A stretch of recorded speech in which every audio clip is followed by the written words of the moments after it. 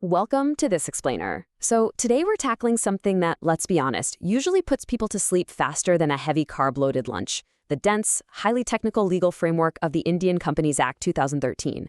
But we are looking at it through a completely different lens. We're going to treat a company not just as a boring stack of paperwork, but as a living, breathing biological entity. It has a birth, a life cycle, a brain, a metabolism, and eventually a death.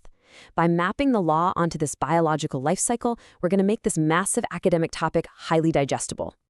To make this super efficient, we've broken down our corporate entity's lifespan into 5 distinct chronological chapters. We'll start with the anatomy of a company, move on to formation and incorporation, figure out how it's fueling up with share capital, take a look at management and meetings, and finally wrap up with dividends, audits, and liquidation. All right, let's jump right into Chapter 1, Anatomy of a Company, the artificial person. Let's look at the company's core identity under the law.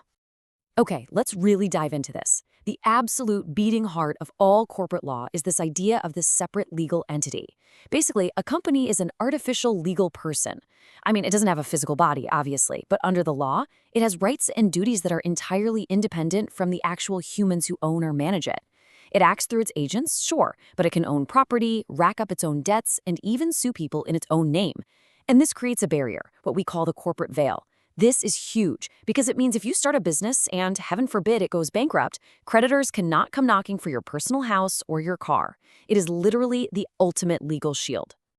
Now, you might be wondering, where did this incredible concept actually come from? Well, we have to travel all the way back to 1897 for a landmark case, Salmon v. Salomon and Company Limited. The short version is, Mr. Solomon formed a company, transferred his shoe business into it, and held almost all the shares himself. When the company eventually failed, the creditors tried to go after Mr. Solomon's personal bank account. But the House of Lords stepped in and laid down the foundational principle of corporate personality. They said, nope, once incorporated, the company is a totally distinct entity. Mr. Solomon was legally off the hook for the company's debts. A real game changer. Now, this artificial person takes different shapes depending on its type. Let's draw some really sharp boundaries between the two big ones, private and public companies. A private company is kind of like an exclusive club. It needs at least 2 members, but it strictly caps out at 200. It only requires a minimum of 2 directors, and this is key, it actively restricts you from transferring your shares, and you absolutely cannot invite the general public to invest. Why? Because private companies run on close trust among a few people. Now flip that over to a public company. You need at least 7 members, but there's literally no maximum limit. You need a minimum of 3 directors, and the shares, they are freely transferable. The whole point is to invite the public to throw their money into the ring. Moving right along to Section 2, Formation and Incorporation, Conception and Birth. Let's look at the exact legal mechanics of bringing this artificial person into existence. So how do we actually bring it to life? Well, there are 4 strict stages. First up is the promotion stage. Promoters are the folks who conceive the idea and do all the heavy lifting. Now, they are in a strict fiduciary position, meaning a position of absolute trust. They absolutely cannot make secret profits off the company. If they do, the company can totally claw that money back. Step 2 is incorporation. And actually, fun fact here, today, this super complex birth is handled by just one streamlined online form. It's called SPIC+, and it impressively crams 10 different government services, like reserving a name, getting a PAN, even opening a bank account into just one single form. Step 3 is the capital subscription stage for public companies trying to raise funds.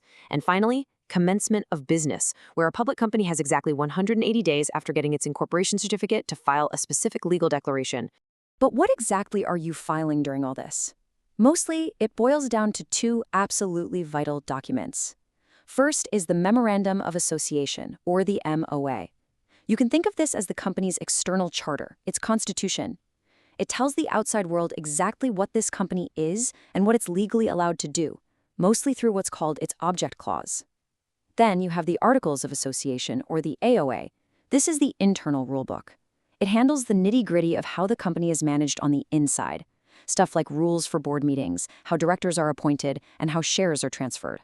And that MOA brings us to a massively important boundary rule, the doctrine of ultra vires. In Latin, this literally means beyond powers. Here's the deal. If a company does anything that goes beyond the powers laid out in the object clause of its MOA, that act is completely void. It doesn't exist legally. And here's the real kicker. It cannot be ratified. Even if every single shareholder gets in a room and agrees to it, it doesn't matter. Why are the rules so strict? Because creditors and investors are relying completely on that object clause to know exactly how their money is being used. The company just legally does not possess the capacity to act outside its own constitution. Let's look at a historic misstep that brilliantly illustrates why ultravires matters so much in the real world. Back in 1875, there was this case, Ashbury Railway Carriage and Iron Co. v. Richer. The company's MOA clearly stated their objective was to make and sell railway carriages. Simple enough, right? But then they went rogue and signed a contract to finance the construction of an entire railway line. When the deal inevitably went south, the court stepped in and said, hold on, this contract is ultravires. It's entirely void. They simply didn't have the legal power to finance railways, so in the eyes of the law, that contract essentially never even existed.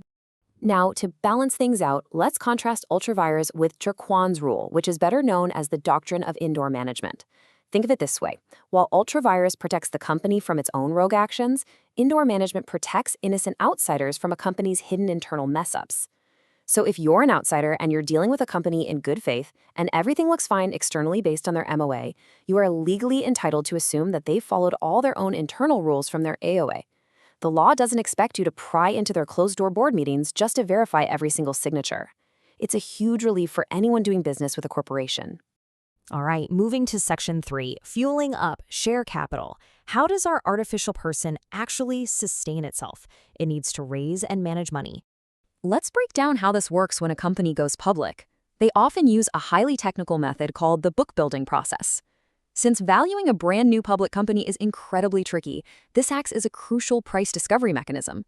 It kicks off by filing what's called a red herring prospectus. Sounds a bit weird, I know, but it's just a prospectus that intentionally leaves out the exact price or the exact number of shares. Instead, they give a price band, and the cap of that band can't be more than 120% of the floor price. Then, the bidding period opens up. Investors place their bids, demand data is collected, and essentially the book is built. Based on all those successful bids, they figure out the final issue price, the cutoff price, and finally, they allot the shares. It's a fascinating way to let the market decide the true value. But hey, not all shares are just sold to the public. Sometimes a company wants to reward the actual humans running the show. Enter sweat equity shares. These are equity shares issued either at a discount or for something other than cash directly to directors or employees. It's basically a reward for bringing valuable know-how or intellectual property to the table. But the law isn't stupid. To make sure an employee doesn't just grab these cheap shares and immediately cash out, there is a mandatory strict 3-year lock-in period from the date of allotment before they can sell a single share. Now, what happens when shares actually change hands? You've got to understand the crucial distinction here between transfer and transmission. A transfer of shares is completely voluntary. You decide to sell, you fill out a proper physical instrument of transfer, and you pay stamp duty. Simple. Transmission of shares, however, is an automatic legal process, what we call devolution by operation of law. If a shareholder unfortunately passes away or becomes legally insolvent, their shares are automatically transmitted to their legal heir. Because it's automatic, there's no instrument of transfer needed and no stamp duty to pay whatsoever. Chapter 4, Management and Meetings, the brains of the operation. Let's talk about the directors who act as the mind and will of this entity. Okay, so directors aren't just one big monolith. There are very specific legal criteria for different types. For example, an alternate director is someone who steps in temporarily when an original director leaves India for 3 months or more. Then you have independent directors, which are absolutely mandated for listed companies just to ensure unbiased third-party oversight. And here is a detail I love. Look at how the law actively shapes the modern corporate brain. There is a strict legal mandate that requires at least one woman director in every listed company, as well as any public company that boasts a paid-up capital of at least 100 crore rupees or a turnover of 300 crore rupees. It's legally forced evolution. And how does this corporate brain actually communicate? Through strictly regulated meetings. Let's lock in the hard numbers on this because they matter. The board of directors must meet at least 4 times a year, and the gap between any 2 of those meetings cannot exceed 120 days. Got to keep the momentum going, right? On the shareholder side of things, we have the AGM, the annual general meeting. As the name implies, it has to happen yearly, with a maximum gap of 15 months between 2 AGMs. And just to make sure shareholders aren't totally blindsided, the law requires a clear notice of 21 days before that AGM can even take place. Finally, we arrive at Section 5, Dividends, Audits, and Liquidation, the end of the line. Let's look at profits, transparency, and the potential death of the company. So when the company thrives, it distributes those sweet profits as dividends. And the law doesn't mess around here. Once a dividend is officially declared, it has to be paid out within 30 days. Now, here's a wild fact. If a dividend sits unpaid or unclaimed for 7 years, it doesn't just stay in the company's bank account. Nope, it gets swept away entirely into the government's Investor Education and Protection Fund. On top of that, to keep the company absolutely honest, we have audits. The law enforces mandatory auditor rotation. An individual auditor has to step down after a 5-year term and an audit firm after 10 years. This guarantees that fresh, independent eyes are always reviewing the books, preventing any cozy relationships from forming. But what happens when our artificial person gets sick? We have actually seen a massive legal paradigm shift in India when it comes to corporate death. Historically, the Companies Act handled what's called winding up, which focused purely on dissolution, basically just selling off all the parts and bearing the company. But then came the Insolvency and Bankruptcy Code, or the IBC, and it changed literally everything. The IBC's primary focus is on resolution. It's not a funeral, it's a rescue mission. It's designed to save the company, keep it running as a going concern, rather than just stripping it down for scrap. But this rescue mission is operating on a highly stressful ticking clock. 180 days. That is the strict, unforgiving timeframe for the Corporate Insolvency Resolution Process, the CIRP, under the IBC. During this time, the existing management is completely suspended, and an insolvency professional swoops in to try and formulate a survival plan. If the creditors don't approve a resolution plan within those 180 days, though sometimes you can get a tiny extension, then and only then is liquidation officially triggered and the company's life finally comes to an end. So we've tracked this artificial entity from its very conception via that Spice Plus form, through its operational life hiding safely behind the corporate veil, all the way to its potential revival or its death under the 180-day clock of the IBC. It's quite a life cycle. But it leaves us with a really provocative final thought. Does granting a corporation the legal status of a distinct, living entity make our incredibly complex economy easier to regulate and manage? Or, by creating this corporate veil, have we actually just designed the ultimate shield for individuals to hide behind when things go horribly wrong? Definitely something to think about. Thanks so much for joining me on this explainer, and remember to keep questioning the structures around you.